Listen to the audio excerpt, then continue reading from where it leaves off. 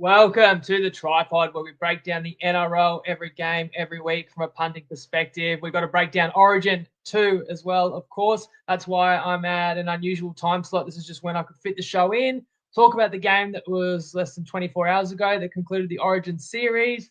I'm very proud of Queensland, but I got to put my hand up straight away because I did not see that result coming. 24-12, the Maroons took the Shield in 2025. We went 2-1 in round 18. But I did do a special Origin preview with Snag from Monster Snag. Check that out on his YouTube channel. Or, I mean, it's the game's in the books now. Hopefully some people did see it. I shared the link.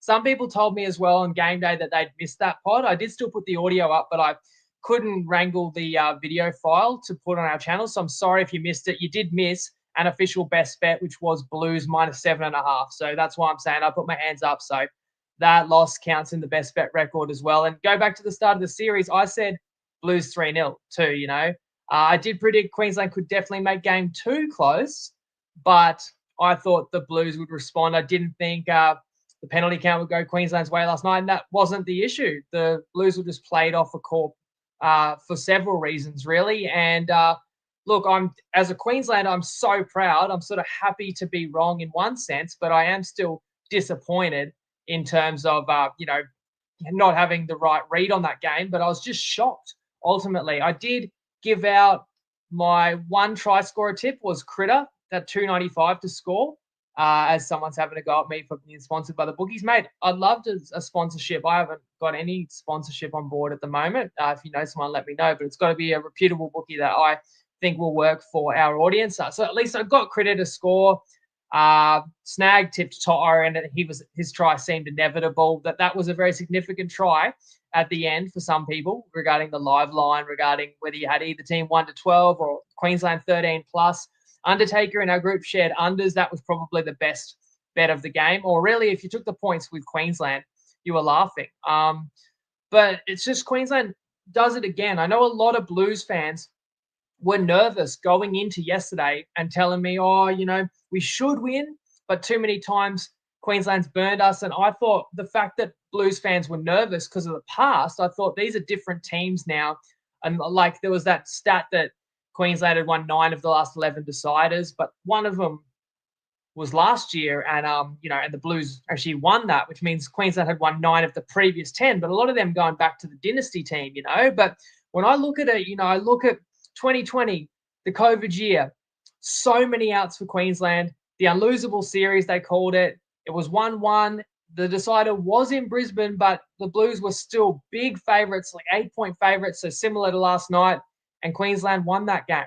And 2022, the Blues were going to go in as favourites, and then Munster got ruled out a few days before the game, and the Blues were even bigger favourites. Once again, Queensland was around $3 head-to-head and got the win in front of raucous Suncorp. And this time, we're in Sydney and 2025, and you're a $3 underdog getting the win again. Not to mention game 2, Queensland won as a $3 underdog. So you go back to after game 1 when New South Wales played Queensland off the park at Suncorp, the Blues were $1.06 to win the series because Queensland was going to have to win at $3 twice in a row. So Queensland was like a $9 or $10 underdog for the series at that point. And they've come and done it. And I said that would basically be impossible. It was unthinkable to me that a Queensland team that did not look as strong as the Blues could win this series without winning the first game in Brisbane. Again, dead wrong on that aspect. But ultra proud as a Queenslander, as I'm sure all Queenslanders are. And I take my hat off to Billy. Picked the hammer at fullback. He was flawless. He was one of Queensland's best. Dearden, picking Dearden at halfback, axing your captain, the only fault is that you should have done it sooner. I did say I would have picked Dearden in the halves for game 1. Dearden was already playing for Australia last year in October and November. DCE wasn't. So I just thought we came into this year understanding Dearden was the better player. I suppose he wasn't a specialty halfback, but it's amazing. I mean, Dearden was a man of the match in one of the Pacific Championship games for Australia too. And that's a game being played by the elite of the elite. Think about, what a game Dearden played. It's one of the all-time games. He was an animal. But think about his career. He got debuted by Brisbane at 18? Nearly nearly got completely burned down there. Debuted in the worst possible team. They're getting flogged every week. He's just learning the ropes. That shattered his confidence. And a lot of players wouldn't have come back from that. He gets that second chance in North Queensland, then gets parachuted into the team for the 2022 decider, which Queensland also won, and starred last night, on a field with generational players out there. Dearden was head and shoulders the best of them. You think about the fact that Dearden, he was on the bench for game 1, but then he gets put into the 7 jersey for game 2 and 3. They turn the tables and win the series. Sounds a little bit familiar like last year where Moses, the difference was he was injured in game 1, but then got the 7 jersey for the Blues, won game 2 and 3, had a man of the match performance in one of them. Only difference is I tipped Moses Wally Lewis medal at 200-1. They didn't give it to him, of course. Dearden did get the Wally, and much deserved, as much as it would have been a great story for Munster, and you can't take anything away from Munster, and your heart goes out to him and his family. He'll be pretty happy still in the sense that he got the captaincy and he led Queensland to one of the all-time great series wins, especially from the position they were in. Papa getting that swan song as well was amazing.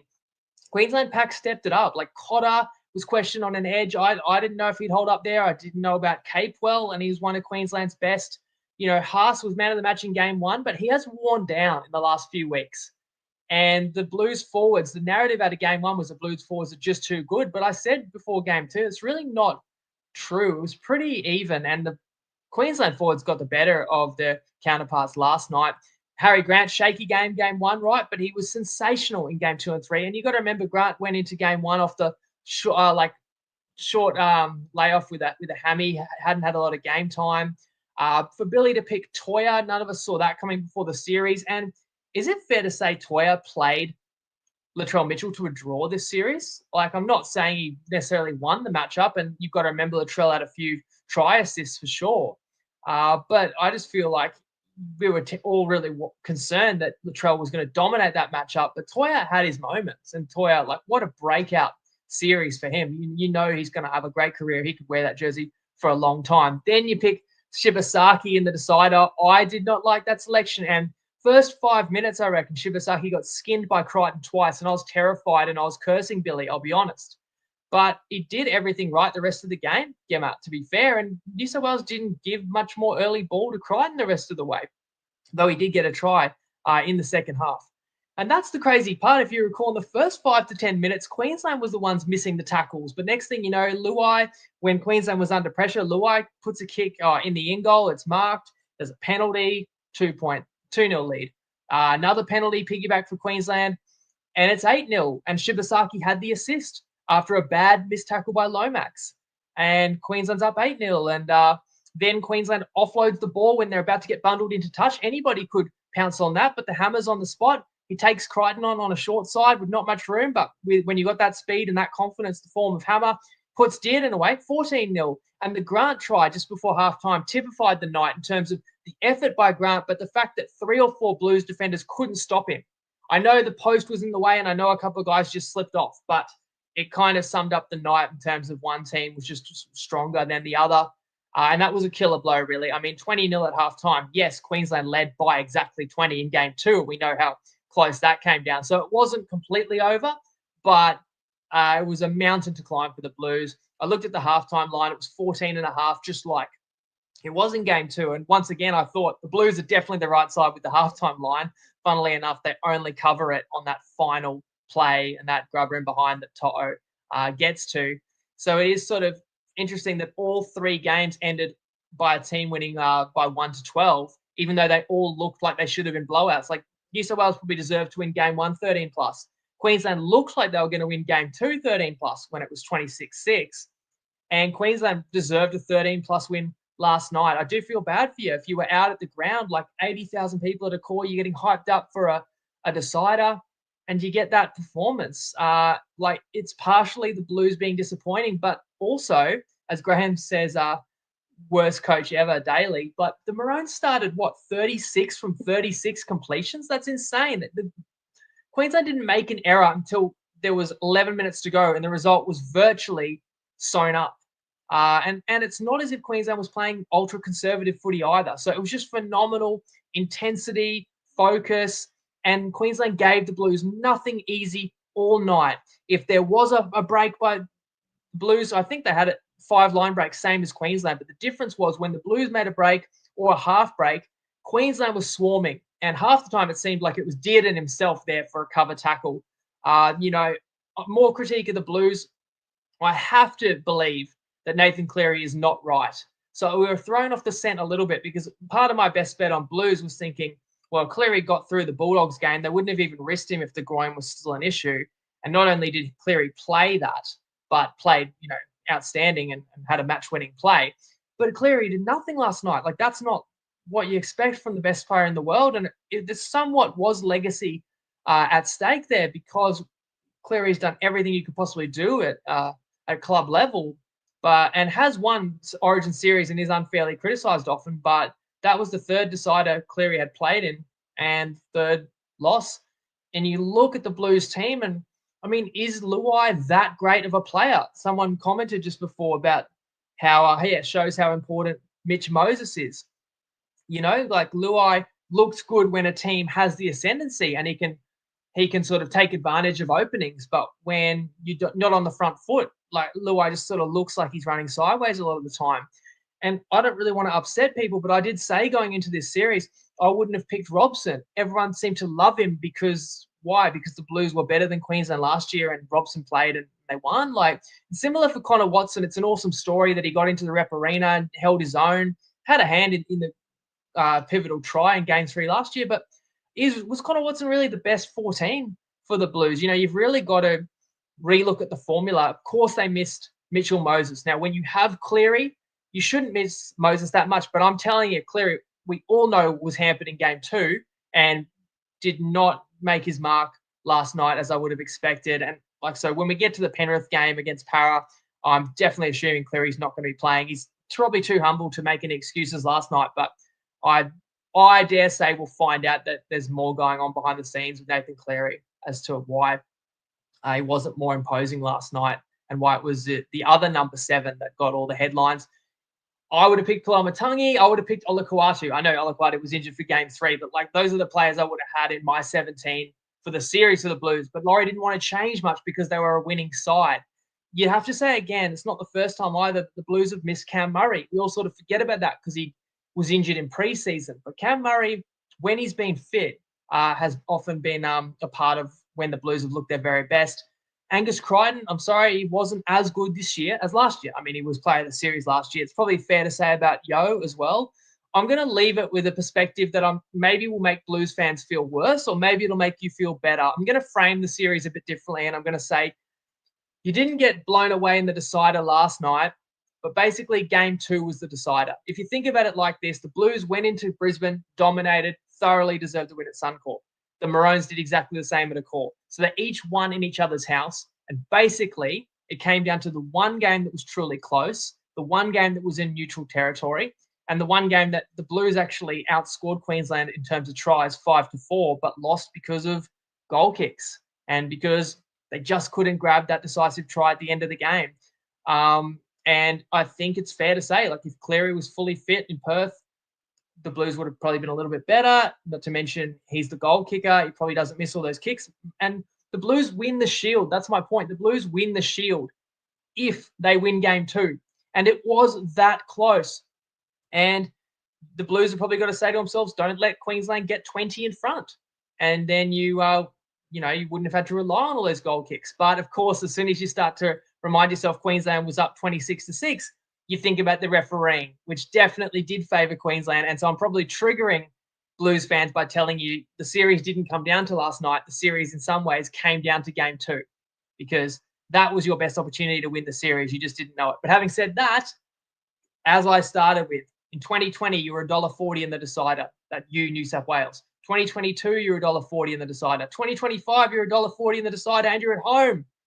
That's all you can ask going into a series, right?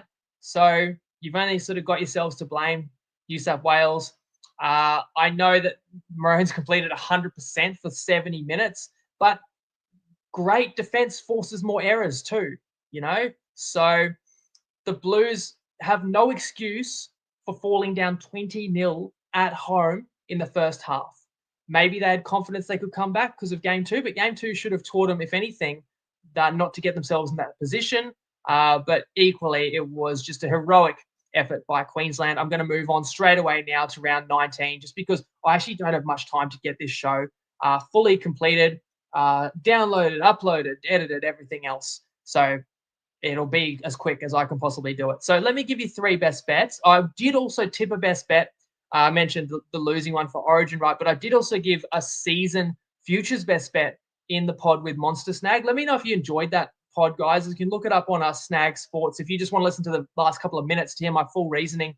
And let me know if you want to see more collabs with Snag in the future. But tipped Raiders at $1.83 to win the minor premiership on Monday. And that's a best bet that will hopefully settle in round 27, if not sooner. So just remember that one's riding. But I've got 3 more to share for this week. Challenging week because we don't know exactly who's backing up, but I've got my reasons why I like these 3 particular sides. Sharks minus 3.5 at $1.90 everywhere. That's tomorrow night against my Finns. The Sharks off a bye, no Origin players. I don't know if Hammer's going to back up. Finn's still without some key forwards. That's why I'm laying the short line with the home Sharks. Roosters minus 5.5 against the Dragons. It's $1.90 on Dabble and several others, I think. Pretty much minus 5.5 everywhere. Just might be varying juice. We're not certain who's going to return for the Roosters, but I think there's enough game breakers there. And I imagine some of the 5 Origin contingent will get up for this one because the Roosters need to get a move on. The Dragons are less Origin affected, but just don't have the same amount of talent and could be a little bit deflated after another narrow loss last week. And then I'm taking the Eels on Sunday plus 10.5 against Penrith. And that's $1.90, Ladbrokes, Neds, and Betr. And I know that Penrith's rejuvenated their season and are a real threat, but with 5 players to potentially back up, and I've already mentioned I can't see Cleary being among them. And knowing what Ivan's done in the past, there could be several sit out, if not all of the Penrith rep stars, because Penrith could actually still win that game without him. Whereas Parrott gets back Lomax, Talented Silva, first game there. Parrott should have done a lot better than their most recent outing where they were beat 13 plus by St. George. I still don't know how. Let's go game by game, but those are my 3 best bets anyway. I've got a couple of sharpshooter tips in the chamber as well, but let me know in the comments what you think of those tips, guys. So Sharkies, Dolphins, Finns 3.5-point underdogs. It was a wild one when these sides met at this venue last year. The Sharks nearly made a mega comeback, if you recall. Came down to a late try, a Hines sideline conversion that just missed and would have forced extra time. That's a game where the Hammer scored one of the all-time solo tries, a 90-meter kick return that was a beauty. And I'm in awe of the Hammer at the moment. He's the only player who played yesterday who would be involved in this game. But given that Trey Fuller has returned to the Q Cup and is in the reserves for the Dolphins, and just given like the monumental part that Hammer played in the series, I think it would be wise to give the megastar a rest, and I think that'll be the case. The Sharks are in a real slump. They've only won 1 of their last 5. They've fallen to 10th on the ladder, 8-8 record, when I thought the Sharks should have been making a surge up towards top 4. Cronulla had the bye in round 18. The Dolphins also did have a bye. The previous game, the Dolphins put 50 on the Rabbitohs. So you can actually look at the Dolphins. I just said the Sharks have lost 4 of 5. The Dolphins have scored 44 or more 4 times in their last 5. They did lose Nikorima last game, though, so Sullivan is in the halves. I do think that's a downgrade of the Finns' attack. And I mentioned forwards being out, so Plath, Kaufusi are still out on top of the guys who are out for the season. You got Cronulla off a bye, led by the debt collector, AFB. That's going to present a huge challenge. That's why I'm on the Sharkies. I think they'll go through the visitors here. You guys know how it is. I'm a Finns fan. I don't fade my side very often. I rate the Dolphins a lot this year. The one time I think I did go against the Dolphins this year, I got it wrong too. I took the points with the Cowboys, and it was another big Dolphins win. You also know, if you follow the pod regularly, I'm very bullish on Cronulla, more than most. So I have awareness of that. But look, Cronulla aren't as bad as people are making out. Like losing in Brisbane where they had a big lead, you don't want to lose any game where you lead by 3 tries, but Brisbane's going well again. That's at Suncorp, and losing in Melbourne most recently. Like those aren't disgraceful losses. Those are tough games. But there's no excuse to lose this one for Cronulla. So even if Tabuai-Fidow was to play, I'd be comfortable. But I think what could happen is the line could increase if he's officially are omitted. Yeah, the Finns attack is quite frightening, but I do think the Sharks have got a defense to restrict that, gets back to the pack and the stronger bench. That's why. Like Origin, I'm going against the team I love, and I was unsuccessful last night. So I tipped that -3.5 with a heavy heart. We move to Saturday, and it's Storm, Knights, and Melbourne are at 11.5-point favourite at McDonald Jones Stadium. The Storm survived in North Queensland last week. The Knights were idle after a narrow defeat to Canberra in round 17, where Ponga was injured. Fletcher Hunt plays fullback. Sharp is still out, but they do get some muscle back. The Novocastrians, Marzu and Leo Thompson are on deck. Pappenhausen missed the game in Townsville, but is named to overcome a calf complaint, which reverts Meaney to centre and Anderson to the wing. Yuto Kamanu is named. Munster, Grant, Liera are all only on the extended bench. And then the opening try scorer from last night, Coates, is not named at all. Howarth has had appendicitis, so he's in reserves too. So that leaves a lot of questions as to how these will line up. I always err towards, like, should they play, shouldn't they? I always say you should rest your guns because ultimately you're probably better off. You've seen injuries from players backing up. But quite a few players have backed up from the last 2 Origin games. It is a do or die for the Knights, though. They're 6 and 10. They're well and truly on the outside looking in. But do we all trust Newcastle? I don't really. Especially with the fact that the Storm are so disciplined, relentless. It doesn't even matter exactly who the personnel are. Whereas you question sort of where Newcastle's points are going to come from without Ponga now, with Sharp still out as well. So I'd lean towards unders as well if I was going to play the total. But then I thought, Saturday Arvo as opposed to night, I'll just leave the total alone. We did win fading the Storm last week. They are the competition favourites. I would say the Storm are the most popular public team. People like to lay the line. They like to have them in same-game multis. So generally the lines are a little overloaded. That's why I wouldn't play the Storm here. But if you like Melbourne, I'd probably wait and get a bit more intel on who's going to be in. So you can either have that confidence the big guns are backing up, or you can wait for the market to correct if guys are out. So you could argue Newcastle's probably the sharp side if you don't mind the ugly duckling. But I'm also wary that Newcastle could capitulate down the stretch at some point this year as the finals feel out of reach. The Undertaker's tip is on this game. So let's listen to him. G'day guys, Matty here. I've still got the taste of vomit in my mouth from last week with Broncos team total under. That's at least on the podium for worst beat of the season. Ugh. And apparently there was a game of footy on last night. I can't remember about that. Bet of the week, I'm going to go Melbourne Storm team total. That's under 28.5. That's $1.87 on Ladbrokes. I don't know how many Origin players are going to be backing up, and if they are, how many minutes. I don't know how truly motivated they're going to be. They just going to want to get the points and get out of there with a win. You know, you don't get extra points for style. I think the Knights will be up for this game. You know, they can't do anything for the rest of the season, but this is kind of their grand final now. They've got a decent team, although they've missed out on Ponga for the rest of the year. I just think it's a little bit of a flat spot for Melbourne. I don't think they're going to get to 30 points. And Newcastle have only conceded this many points once all season. So let's go with the kind of Knights under look. Good luck. Makes sense. I said I lean to unders as well. Saturday evening, Dragons, Roosters. Roosters are 5.5-point favourites, and that is my best bet. Roosters -5.5. Holmes is named to play. Sam Walker is in for his return to the NRL. First time 2025 after the thumb setback. Billy Smith and Victor Radley are also in the starting lineup for this one. In addition, you've got Toya, Watson, Collins, Angus Crichton, Lenu all named to back up, but it'll be case by case. So it does make this a tricky game to judge.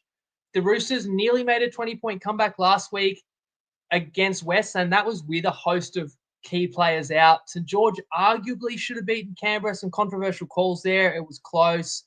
I look at the Dragons a bit like the Knights, actually, in terms of it just hasn't been their year. Too many close losses. It just feels like it's not gone their way, and I wonder if the wheels fall off at some point. As for the Roosters, there seems to be a lot more life and upside in that team. So that's why I'm playing the Tricolours for a best bet. Yes, I'm backing the team that has a lot of guys who are coming from the rep arena. So there could be late omissions, but I still have faith that Robinson will pick the right squad for a bit of a hit and run job here at our Jubilee. And there's still a bit of firepower outside of the Origin reps as well. The Chooks are outside the 8, so they'll be they can't muck around and they'll be disappointed dropping points to West. But when you show that fight, you nearly come back and win. You potentially still get some confidence from that. You get some reinforcements as well. As much as the Dragons were gallant, I do sort of look at the Raiders game and think that St. George had to start taking some risks in the second half and potentially scored some tries you can't replicate every week either. And in fact, in addition to my best bet, Ben Willie's tip is on this game. TryPod fan, Benny from Benny's Best Bets. Unfortunate switcheroo with Anderson last week going into centres, and the left wing didn't end up scoring anyway, but Ando's been named in the left wing this week. Watched him score a hattie. Anyway, this week we're going to move forward with James Tedesco at $2.35 on Sportsbet. He's played the Dragons 19 times, scored 11 tries, so it's a 58-ish% strike rate. And he's scored in his last 6 in a row against the Dragons. The Dragons' highest conceding position is fullback, and Teddy scored in his last 6 against the Dragons. The stats look great. Don't need to overthink this one at $2.35. I think it's a pretty good pick. Good luck, lads. Let's go. Be happy with that. If Teddy scores, it will help the Roosters cover. Saturday night in Townsville, Cowboys Dogs 6.5 point favourites after blowing an 18-0 lead to Brisbane. The Cowboys were close but couldn't catch the Storm. Both sides had 4 reps. They're all named to play. So for North Queensland, they need to get a move on up the ladder as well. Dearden will hope to take his dream form from the rep arena to clubland, partnering Clifford in the halves. As you can see, Purdue is at centre. The talk of the town, Galvin moves back to the bench where Kurt Mann joins him there, and Burton slots into the halves alongside Sexton. Canterbury have lost 2 in a row. They could have easily closed both wins out over Penrith and Brisbane. This is not an easy trip, but it is hard to imagine that Canterbury would lose 3 in a row. I feel like the Dogs lacked a bit of killer instinct against Brisbane, that they could have actually closed that game out and won well, but just kept Brisbane alive. And in fairness, I'll get to Brisbane later, but it was a hell of a fight back. Many are saying the reason that the Dogs have fumbled at the end of these games is a disrupted cohesion from the Galvin inclusion. And I do believe there's some truth to that, but you think that would slowly improve as well with more game time together. As for the Cowboys, best thing they've got going for them here is just second straight game at home, and the fact that the Dogs have to travel from Sydney. The thing about the Cowboys, though, is the defense is just not consistently there, as opposed to the Bulldogs. It basically always is, apart from those last 20 minutes against Brisbane. So when you got a bit of a hit and miss side like North Queensland, like I do think the Cows will be up for a game like this. But you got Canterbury off a long turnaround and having totally blown a game. When you get a good team that knows that they wasted a great chance to win, you know you get their full attention the following week. So I expect the Dogs will win. It could be narrow. I'm not going to be surprised, but perhaps Serraldo can get his group to really put the foot down towards the end as well, and they could cover that line. So the fact that it is over a converted try is why I didn't lay it with the Bulldogs. Let's move to Sunday and to New Zealand. It's Warriors-Tigers. New Zealand's a 7.5 point favourite, coming off a loss in Brisbane, which included the devastating ACL blow for Metcalf, followed by a bye for the Wars. The Tigers clung on for a much-needed win over the depleted Roosters last week. In fairness, West was short several themselves, and they do get back Coruscant, Heath Mason potentially, and Luai if he can back up from Origin. That moves Dewey to the centres. Chance Nickel-Cookstad is also out for the Wars with the knee injury. New Zealand might get back DWZ, and Tanner Boyd is in at 7. And I know I'm probably late to the party with this stat that was doing the rounds, but if you haven't heard, it's kind of amusing that the top 4 halfbacks are who? Fogarty, Jerome Hughes, Tanner Boyd, because he starts at 7 this week. And who am I missing from the top 4? Dogs, Storm, right? Sexton for the Dogs, right? So, and what do they all have in common? They're all former Titans. So great development by the Gold Coast. I guess you can give them credit for that. New Zealand needs to win this game to consolidate their position in the top 4. Brisbane's ascending, nipping at their heels. The Tigers are one of those sides like Newcastle, like Dragons, on a bit of a tightrope. The West are 6-10. They'll get confidence from last week's win. I'm leaning to most of the favourites this round. Like I look at this game and go 7.5. It's not that many to lay with New Zealand, but I did leave it alone. I do think the Tigers have got a bit of positive vibes going on. You've got those 3 Fayunu brothers. They all, in fact, scored last week. You get some class returning that will keep the Tigers in the game in this one. And you've got the Warriors leaning on like a backup fullback, backup halfback. Those are key positions. New Zealand should still be too good at home, especially being fresh. I expect the Warriors would defend their way to a win, but I just wasn't quite confident enough that they'd cover the line. Moving to Eels-Panthers, where I have tipped Parramatta to cover the line, which is 9.5 in some places and 10.5 in others. So, of course, I'm taking the plus 10.5 at $1.90. That's at CommBank. Both sides had a bye last week. The Panthers previously had this statement win 8-6 over the Dogs, rejuvenating the title defense. And how did Para lost 13 plus the Dragons? They nearly had that game won at the end, but a close score goes against them, an intercept try, a penalty, and you lose by 14. When I bet, either team 1-12. Sweet. Tuilagi is out, but Talon De Silva does make his club debut at 14. Lomax named on the wing, and former Panther Iongi been a shining star for Para. Penrith, it's tricky. The 5 Origin reps are all in the reserves. It's another wait-and-see job. Be shocked if Nathan's there, but honestly, they could all sit out because in the past, Ivan has said, look, even if they were right to play, it's a mental drain being involved in Origin, especially a decider. So just give them the week off. He's done it before. He's just told them don't even sort of report to training till Tuesday next week type thing. Given that history, I'm actually going to sort of play Para and see it as a bit of a free roll. I will acknowledge that Penrith's had more luxury to do that in past years as opposed to this year, but you could still say Penrith's capable of winning without full complement. So I've seen enough signs of life about Para improving a little bit under Riles, although it hasn't really shown in all the results. That's why I will take the plus 10.5, even though I know Penrith are playing as good as they have all year. Last game to cover, M1 Derby, Titans-Broncos, Brisbane 10.5 points, favourites on the road. Brisbane broke the Gold Coast early in the game when they met at Suncorp a few weeks ago. It was 4 tries in the first 20 minutes. Dave Fafita is actually back for this one, returning from injury via the bench. Campbell is a big inclusion at 7. Tino named to back up. I expect he will as long as he's fit. And then Brisbane have named Carrigan, Haas, Shibasaki. Walsh was 18th man, so of course he'll play. Hunt returns and plays hooker. Cobbo and Arthurs are in the reserves. The Titans are a mess, as Colt says, up the mighty Titans. Unfortunately, they're $1.90 to win the spoon. Gold Coast did have a bye last week after losing to another Queensland rival in the Cowboys the week before. Brisbane got that all-time winner covered against Canterbury, right? No way I want to buck Brisbane after that. I feel like that's the type of win that can really, really energize a squad, and you're getting some class coming back into the team as well. Now, if Madge has any skerrick of humanity, he'll rest Payne Haas. Haas definitely needs a rest, and Brisbane doesn't need to burn Payne Haas. If they want to be winning finals games, they're going to need to lean on him in September. But Madge is not the type of guy to, look kindly on his players or leniently. So who knows? Brisbane's the only side I'd want to play here, but it's so public, isn't it? Like everybody will play Brisbane. Everyone will lay the points and play them in the same gamer. And I heard Maddie say before it's a grand final for the Knights. I mean, this is the Titans grand final. Home to Brisbane is as big as it gets for the Titans. They're not playing finals footy. So that doesn't mean the Titans are going to play awesome, because you've seen the Titans no-show plenty of times. But I expect 80 minutes of effort. And if I lay double digits or a better team to win 13 plus, I want the opponent to potentially give up so I can get some soft tries late in the game. But you'd think that the Titans will fight till the end. That's why it's a pass. That's everything I've got for you guys.